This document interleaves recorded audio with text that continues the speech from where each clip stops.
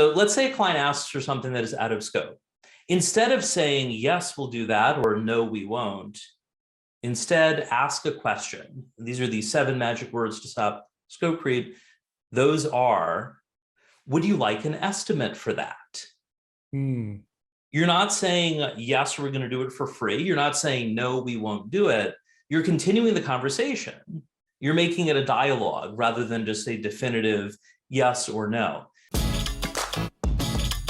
Hi, everyone, and welcome to another episode of the High Level Spotlight Sessions, where we showcase awesome marketers doing awesome marketing. Today, I am joined by Karl Sakas. He is the founder of Sakas & Company. He's a consultant, a coach, and a trainer who helps agencies grow more profitably without having to go through the usual growing pains. Karl, thank you so much for coming on. Thanks, Chase. Glad to be here.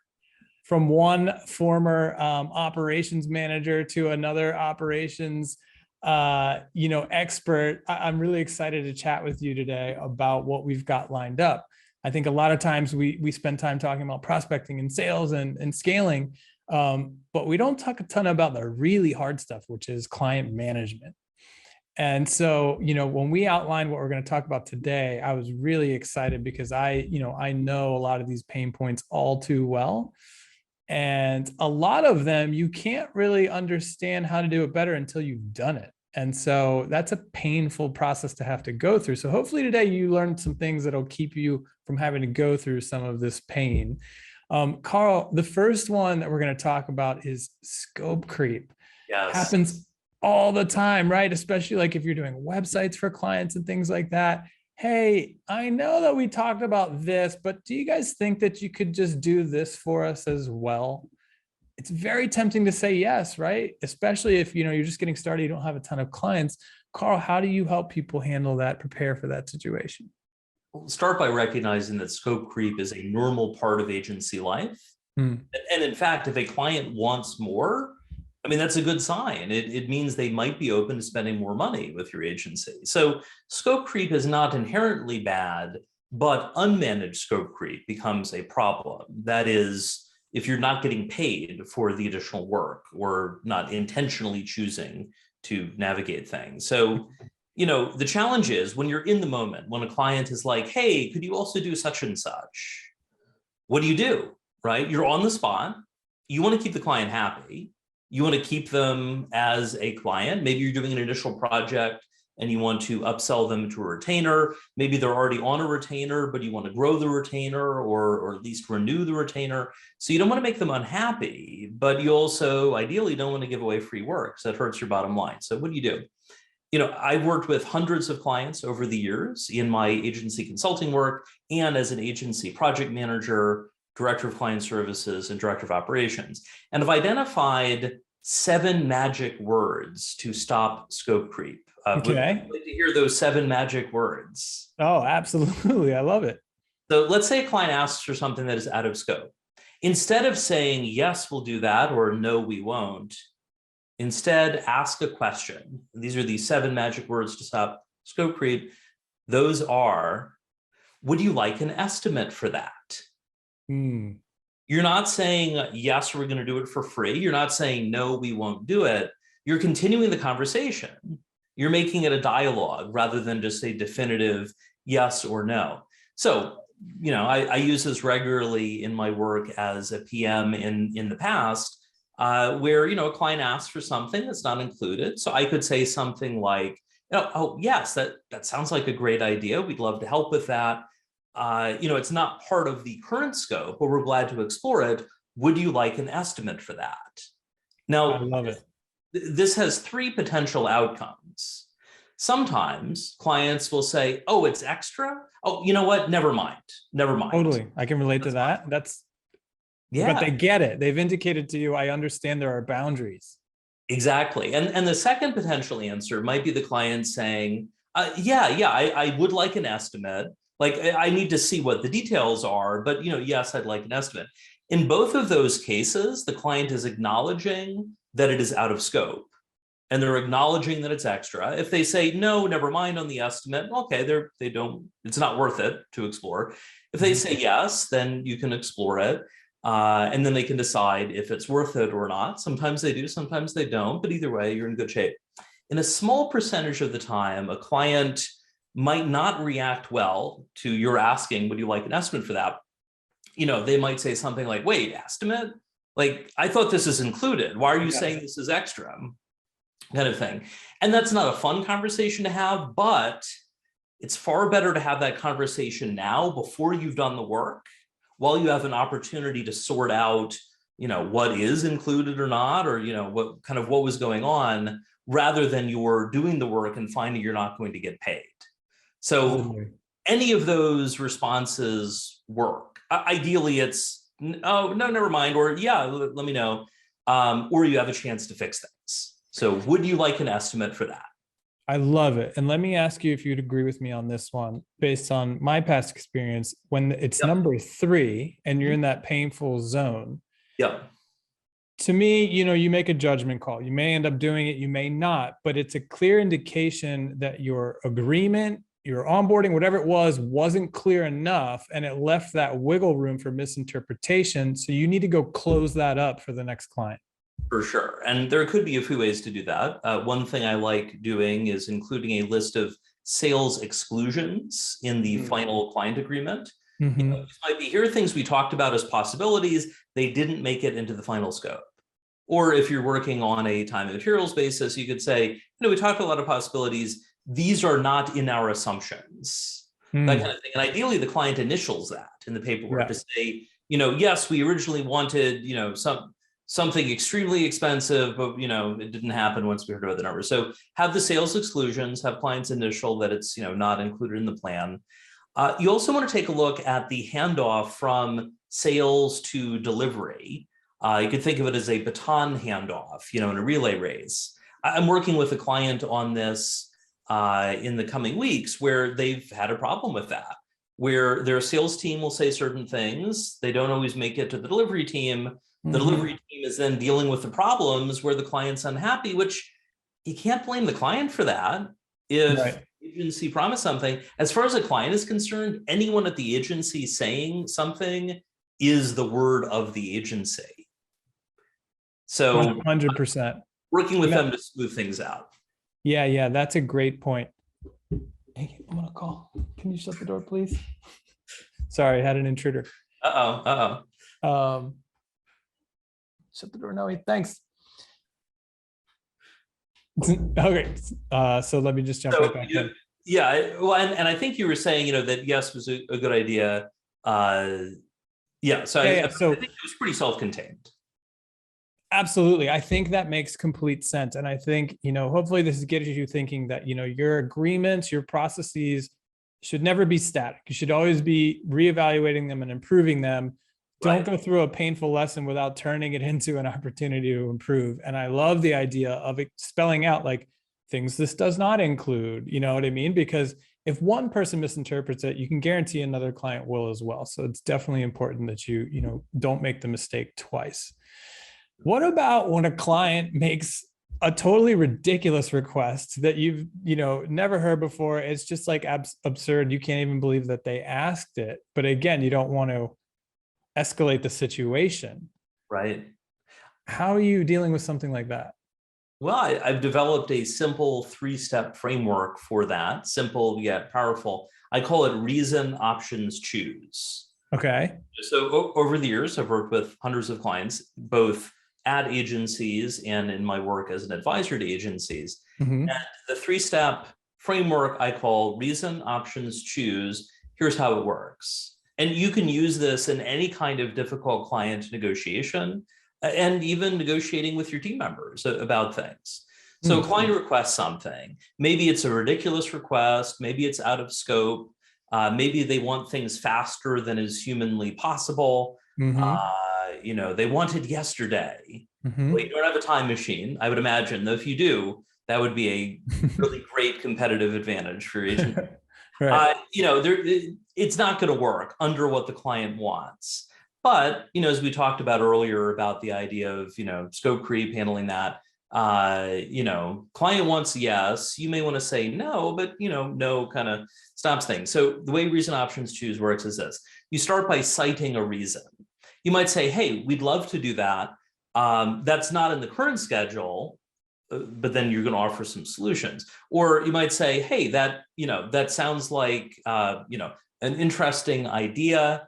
I know that's not part of the original strategy, like some sort of a reason why you can't do it. Was speaking with a client recently where they do weekly meetings with one of their clients, and the client contact, who appears to be not very competent, wants daily meetings. Something the agency does with no other client. Yeah. And, what do you do? Well, in that case, they could say, the original scope, in this case, it was a fixed scope arrangement. The original scope assumed weekly meetings, which is, what we've done with other clients and with your company in the past. So you start by citing a reason. Then you give the client 2 or 3 options. So let's say it's a case where a client is asking for something, they want 2 things done at the same time. You could say, hey, we've already scheduled things based on what you shared before, but we have some options here. First option might be, we can complete, the original thing first and then move to this other thing. That could be an option. Option 2 could be, we could flip it. We could do this new thing first and then push the earlier request later. Or the third option might be something like, we can bring in additional resources to get it done. There would be some additional expense to that. Would you like an estimate on that? The key thing is that the client, and then now you let the client choose. So reason, you cite a reason, you give them 2 to 3 options, handpicked by you, and you let them choose. So in that case, the client might say, oh, well, you know what, let's stick with the original order. Or they might say, yeah, let's get this new thing in first. I'm okay that the other one's going to take a bit longer. Or they might say, yeah, it really is important we get this done. Like, let me know as soon as possible what the extra amount would be. The key thing is that any of those options are a profitable solution for your agency because you have handpicked, handcrafted those options. And now the client is choosing from the options that you created. Yeah, I love it. And thinking back, to conversations that I've had, the first part, the reason, if you're struggling with that, what I used to always do was to try to flip it back and make it relatable to them. So if I'm an agency that works with plumbers and I get a request like, oh, I want daily meetings, I'm going to say, just as I can imagine it'd be tough for you to like go check on the job every day after you completed it. Like, it's not really manageable for us either, but we do have these other options, right? And the same thing with like, if we did that for every client, we'd quickly be out of business, as I'm sure you could imagine. So let's talk about options from here. Yeah. And I think you made a really important point, which is, have some sort of additional resources prepared in case of emergency, right? So you never want to say that's impossible because it makes, that has some negative connotations to it. Hey, we can pull in additional resources. Would you like an estimate for that or a quote for that? I love it. But don't shoot yourself in the foot. Be realistic about what it would actually cost you to get that thing done in the time frame or whatever it is the request is, right? As a director of client services at an agency, I had a client who ran an e-commerce site, and we had built the site. We were doing hosting for the site. And whenever he requested something from us, he said, yeah, I think it'll take you guys like an hour. Right. And I would come back and say, well, actually, we've evaluated it. It would be basically scoping it based on data. It would be 8 hours, or what have you. And he did not like that. He's like, well, I could do it myself faster. And I'm thinking, well, I love that one. Maybe you could, but you're not. And I don't think you could, but why are you asking us? He was a colorful character. But you'd also asked about an example. What if a client requests something that's totally ridiculous? How do you use that with reason options choose? So, I share some examples about reason options choose scenarios in my agency PM 101 course. I had a scenario that came up several years ago where I was getting an audience volunteer when I was doing an in-person presentation to play a difficult client. And then I was using reason options choose to illustrate how it worked. I was the hapless agency account manager in that scenario. Right. And so the client said, you're working on our website. I want it so that when people get to the homepage, bubbles are floating around the page And you can, when you move your mouse, you can kind of bat them around and you can click on the bubbles to pop the bubbles. And this will be great for our law firm's website. And so, I went from there and I was asked like, oh, well, tell me more about the bubbles idea. And she was like, we wanted to stand out.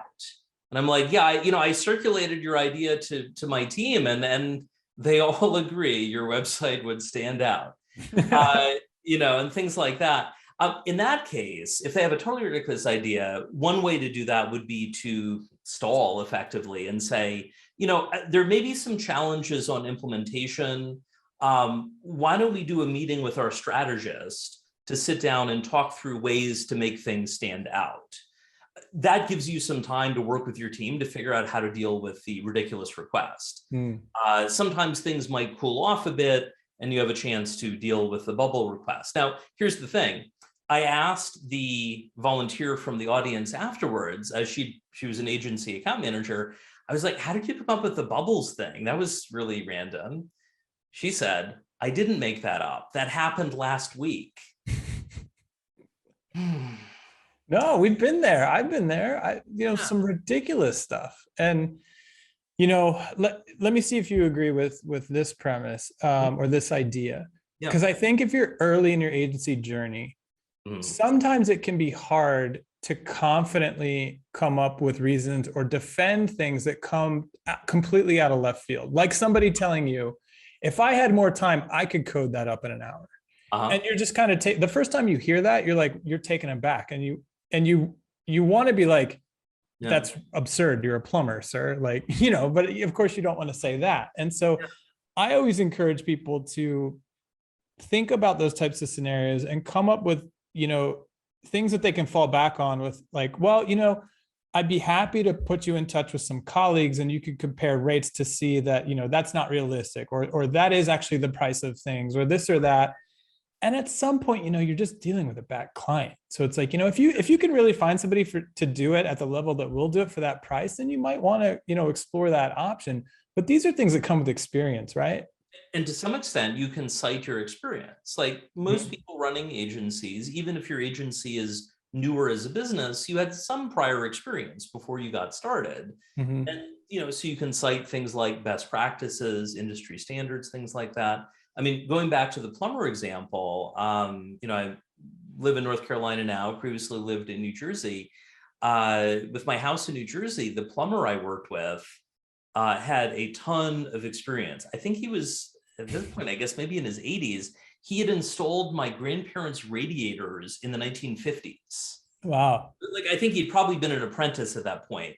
But it's like he had been there, done that. When it was time to replace my water heater after the old one died, he did have an assistant help him get that up and down the stairs. But, it's great working with people who know their stuff. And so, for anyone listening, your clients have reached out to you because of your expertise. Even when you get a ridiculous request, you know what? The nice thing about that ridiculous request is they see you as the expert to help them deal with that. That's a good thing. They're going to you rather than to someone else. Your expertise, though, in part is not just the technical work, the marketing work, the design work. It's also helping clients understand, what is it that they need rather than just what do they want, what's going to solve their business problems. Yeah, like the bubbles thing. Like I would always go into situations like that. It was like, well, when we first talked, you told us that your goal was more sales, right? And so while this bubble idea is interesting, our team doesn't really feel like it's going to directly lead to more sales. So let's focus on stuff like that, and it usually blows right over because they're like, you're right, you're the expert. One thing right over like a group of bubbles. Yeah, exactly. One other point on this that I would like to get out there, because I think it'll help people, and you can let me know if you agree or not, is this can be a real problem for creative projects, right? Because design is completely subjective. Yep. And in my experience, after having done overseen hundreds of website projects, what helped me the most was to start things off by having them review a portfolio. Because what you're eventually saying is, you made the decision based on my portfolio you determined I was, experienced enough, have the expertise to get you something that you liked. And that protects you when they come back with off the wall things like, yeah, well, I know I approved, the homepage and the first inner page, but you know what? This whole thing is terrible. My daughter could do a better job than this. And I've been there, and it's just like, you already approved. Like, what? How did we get this far? And now you're this upset. So the daughter could do. Is she looking for an internship? Yeah, there you go. That's great. I love it. I mean, things like that, can help you get out, diffuse a tight situation as well. But I've always felt having that first step of like, hey, we're entering into a creative process here, which is completely subjective. So it's important that we establish this like baseline based on my portfolio. Yes. So that you can't later come back and say like, well, you're just terrible, right? Right.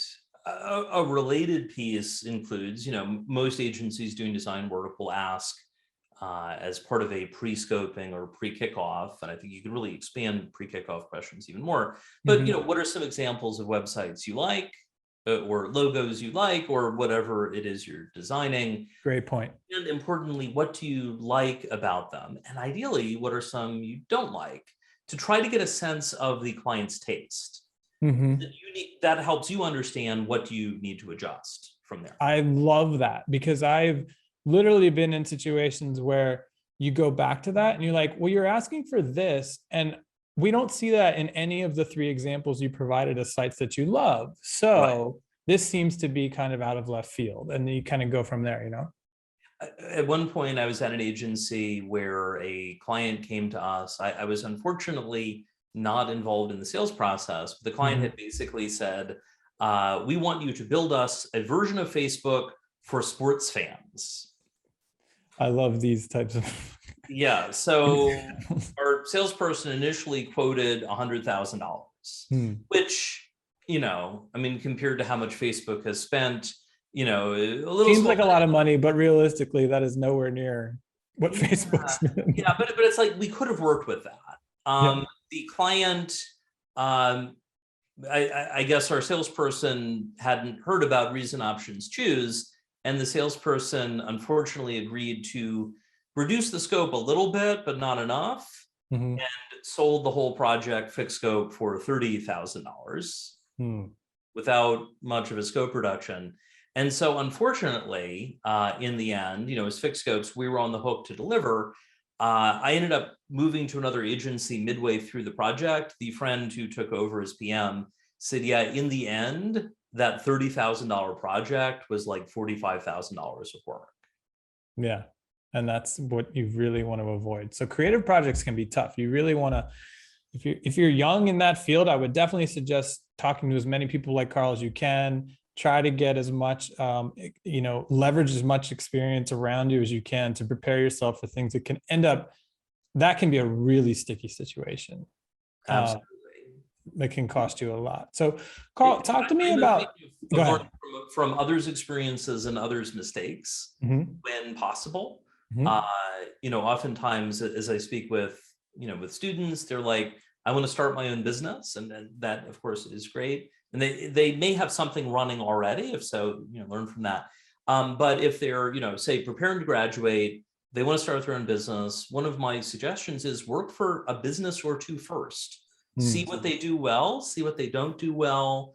It's always better to learn from others' mistakes rather than your own. For sure. You'll make plenty of your own mistakes later, but absolutely. Yeah. So Karl, the third thing I want to talk to you about is, I know you help a lot of folks with this. And again, if you're younger in your agency journey here, a lot of times you're doing a lot of the doing, right? You might be selling and sort of executing or on your own. And, again, to get past 5K a month and 10K a month, you really start having to delegate. And so how do you build a team around you that's prepared for all this kind of stuff? So your agency, as you grow, is going to go through different transition points. But one of the things that is unique, regardless of your agency size, is that every role at your agency fits into one of 6 categories. Now, you might be in more than one category at once, but consider, here are the 6 categories, and you can think about, as I share these, which of these are you doing now? And which of these do you want to delegate out to someone else? So here are the 6. We've got account management, that's keep the clients happy and typically sell them more work. We've got project management, which is get the work done smoothly and profitably. We've got subject matter experts, your SMEs. That's, depending on your agency's focus, could be design, development, writing, analysis, basically the craft of what your agency does. The SME's job, the subject matter experts, is to do that craft all day long, ideally. You've also got strategists. Now, strategists are like a super SME. They're a bit subject matter expert, a bit account manager. Mm-hmm. The strategist job is to maximize the ROI of the client's budget. So say that's an interesting way to think about that. I like that. Yeah. So like say the client has a budget of $2,000 a month or $20,000 a month or $200,000 a month, whatever their budget is, the strategist is saying, based on this budget, based on the client's goals, here are how we should allocate that budget to get their best results. Yep. That's the strategist's job. Two more categories. We've got AM, PM, SME, strategist. We've got biz dev, which is really three things: marketing, so one-to-many to get leads in the door; sales, working one-on-one with prospective clients; and finally, partnerships. Mm-hmm. Partnerships with software firms, with other agencies, with consultants in your industry focus or focuses. People that you might refer business back and forth to. Mm-hmm. That's biz dev, so marketing, sales, and partnerships. And the final category, I call that support. That's about operations and about leadership. That's keeping your agency running smoothly on both a short-term operations and long-term leadership basis. So as I've been sharing about those, account management, project management, subject matter expert, strategist, biz dev, and support, think about which are the ones you're doing now, mm-hmm. and which are the ones you want to get off your plate. For most agencies, for most agency owners, I agree, Chase, everyone is doing everything at the beginning. Sure. The thing that most people choose to outsource first is the subject matter expert work. If you've started your agency as a developer, you probably don't want to be running site backups for the rest of your life, or making site updates, or, this and that. Or if you are initially a designer, you probably don't want to be the one doing all of the production design edits to the client's sales collateral or things like that. So SME work tends to be the easiest to outsource, in part because you can often hire freelancers, so they can help on an on-demand basis. And importantly, you continue being the client-facing person. The second thing that I see people tend to delegate is project management. PMs at a smaller agency will be client-facing, but primarily they are working internally with the team. That is potentially behind the scenes or partially behind the scenes. That's the next thing. The third thing I'll see people outsource is account management, bringing in someone else as the day-to-day client contact. So maybe as the owner, you continue doing strategy, maybe eventually only high-level strategy for your biggest clients, but you keep doing that before you eventually hire a strategist. And probably you'll continue doing some aspect of biz dev and certainly the leadership aspect of support. Well, I gotta say, that is probably the most buttoned up org chart I've ever seen broken out. And thinking back, I have one question for you. Like, where would you say HR type of stuff fits in? Like on the support? That would fit into the operations piece of support. Okay, gotcha. So I think it's very true to my experience. And if you are early on, take what he said and put it in a chart and build towards it, right? And like he said, it's important. Know that you're wearing multiple hats. You are currently functioning as many of those things. And I think you'll find, the nuance in it is you might get a great account manager who's capable of strategy, and you could grow very long until you need to split those things out, or you may never split them out, right? Maybe they become the strategist and they don't do account management anymore. Yeah. Project management, I think, is a role that a lot of people don't think about or realize that you will need one of them, right? At a certain point, You Yes. can't be QAing everything yourself. It's like someone needs to be able to Right. get these things far enough along until, they go to the account manager or whatever for final approval. Yes. Um, I think it's very thought through, and it's gold. I mean, this is a golden nugget, right? If you're struggling or just starting to try to plan on who to hire next and where they're going to fit, that is a very clear, realistic way to break out an agency. Thank How you. long did it take you to come up with that? Well, I mean, I've been working with agencies and in agencies for over a decade. And really, if you go way back, I started as a freelance web designer in high school back in the days of dial-up and IE3. So, I mean, in a sense, it's taken over 20 years. But for everyone listening, congrats. You don't have to take 20 years to figure that out. Let me ask you about one transition that I think is a tough one. Yeah. I feel like the founder, the CEO role often holds on to the sales role for way longer, the sales piece of biz dev for way longer than they should. Right. How do you think about it? I mean, that's a tough transition to make, right? How do people learn to let go of that? Well, start by looking at, do you want to continue doing sales? For some agency owners, they love sales. They don't want to do anything with delivery. They just want to focus on selling. And if that's your preference, you've got other people to help out in the other areas, great. You're all set. On the other hand, if you really dislike sales, then ideally you get that off your plate. It is hard to hire salespeople who are effective. Salespeople are often good at selling themselves, not necessarily selling your agency services. Yeah. I had a client a number of years ago. She said, I hired a salesperson, a year and a half ago, and he's not hitting his quota. And I said, oh, well, when did he stop hitting his quota? Answer, the whole time. He had never hit his quota. Yeah. It takes time to ramp up, but that was more than enough time. So it's a challenge to outsource sales, but do consider you can chunk it out. Sales doesn't have to be solely a full stack role, right? Everything from prospecting through to qualifying, figuring out the consulting for the proposal, negotiation, close, and hand off to your delivery team. For instance, you can outsource the initial qualification process. So when someone reaches out to me, one of my team members is going through the initial qualifying steps. If someone is qualified, then I'm involved. So I'm not having to work through every single opportunity that comes in. That wasn't the case when I started my consulting practice. Initially I was doing it all, but do consider that I have a lot of clients as they run their agency who's like, okay, look, I love being on the sales calls when someone's really qualified. I love helping them figure out potential solutions and all that. I just want to stop wasting time with people who aren't a good match. Yeah. Or I don't love creating proposals. Those are both delegatable, right? You could have someone go through initial screening questions. You're going to have to figure out those questions. They're not going to magically know what they are. But once you figure them out, and you'll adapt over time, they can ask. If you don't love creating the proposal, well, I mean, for some of the services that I have, there is no proposal. Either people say yes after the initial call or they don't, that's fine.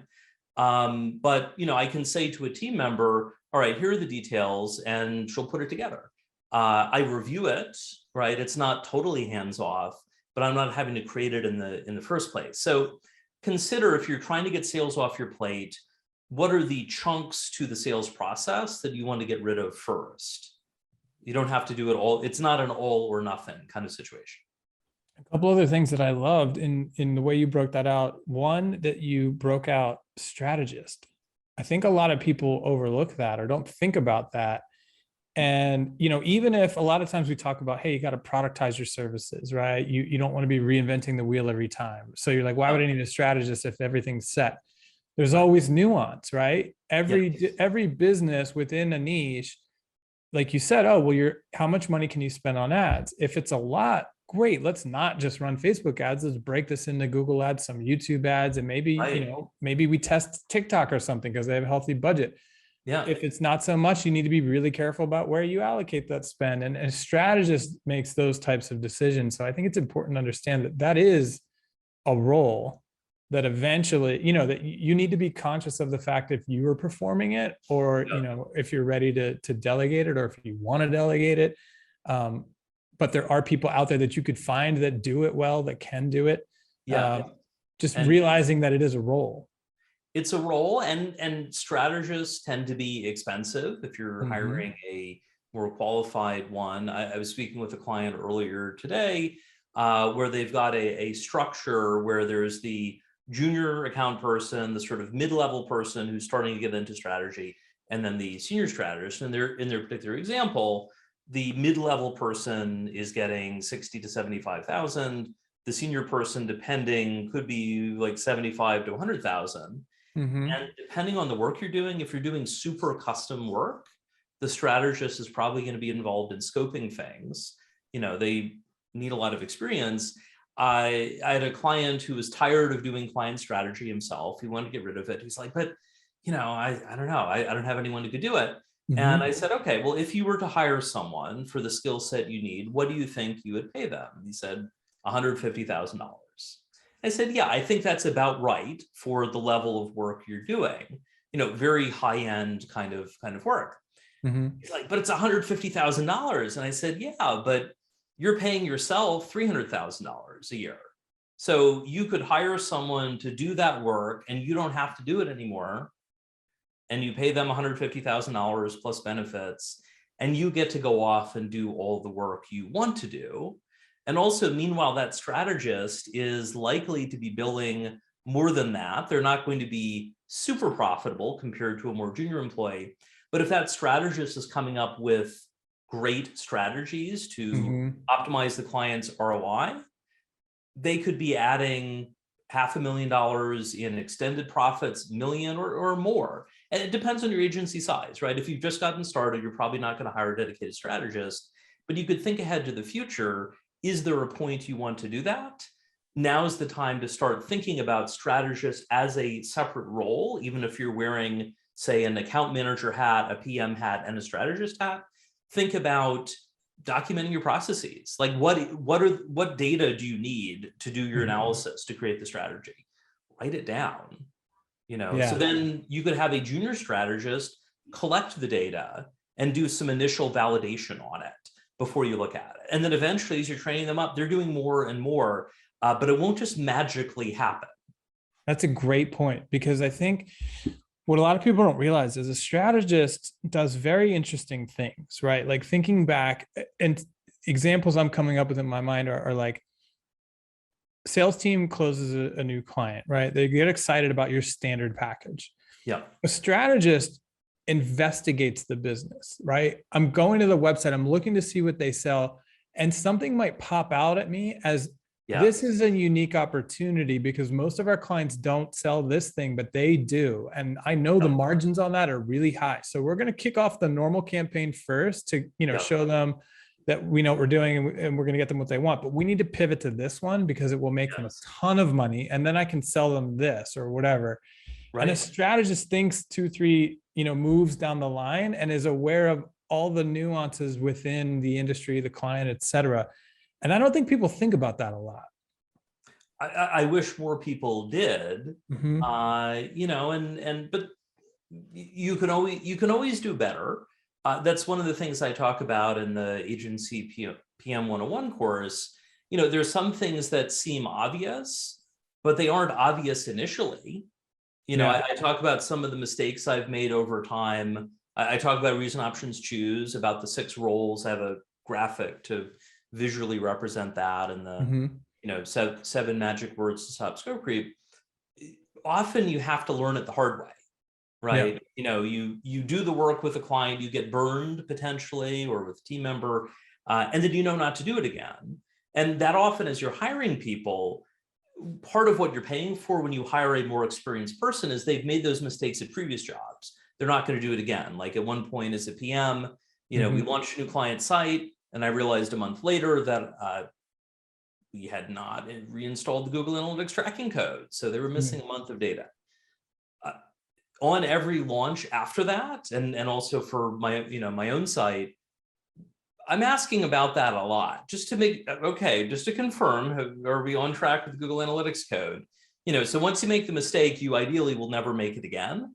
And that's part of what you're paying for when you hire the more experienced person. Yeah, there's a lot of experience, especially profitability numbers. Like a strategist knows, a good strategist may come into your organization and say, look, I get it, you're all about scaling, that's amazing, but you're not offering like GMB optimization as a service. Like it's very light from an HR perspective. It's very profitable from this perspective. Like we should really consider adding this into the package somewhere or whatever, things like that.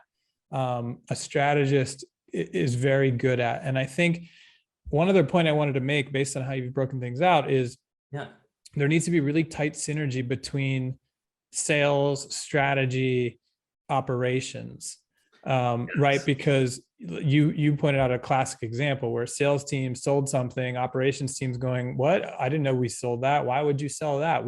We can't execute that, But a strategist might have said, we need to execute that. We need to start selling that without getting the ops team on board. And so I think as you hand away hats, it's very important to focus on the synergy and making sure everyone remains informed and on playbook, I would say, right? There is a book about that that I often recommend to clients. It's called Meltdown, Why Our Systems Fail and What We Can Do About It. Authors are Clearfield and Toksik, but if you just search for Meltdown book. Okay. And, they look at various disaster situations, what can we learn from it? Thankfully your agency is not going to be responsible for, a nuclear meltdown, most likely. But, there are some smaller examples. And so in the book Meltdown, they talk through, and in an ideal world, you reduce the complexity of the system. Complex systems are more likely to fail. So try to simplify it as much as possible, but there are limits, right? Say you're building a website, even a simple website is going to have hundreds of different tasks potentially along the way, maybe thousands, more complex one kind of thing. So reduce the complexity. The other thing, this is tying into those interconnections, is ideally find ways to avoid tight coupling. Tight coupling would be, for instance, the client sends you an update. They're like, we want this email newsletter to go out today. You hadn't known about it before. They suddenly told you about it. You're like, oh, great. All right. So you quickly scramble to get it loaded into the email marketing system and you send it. And that's a tightly coupled situation. You might not have had enough QA involved, quality assurance. You might not have gotten enough client review back and forth, this and that. That's a recipe for disaster.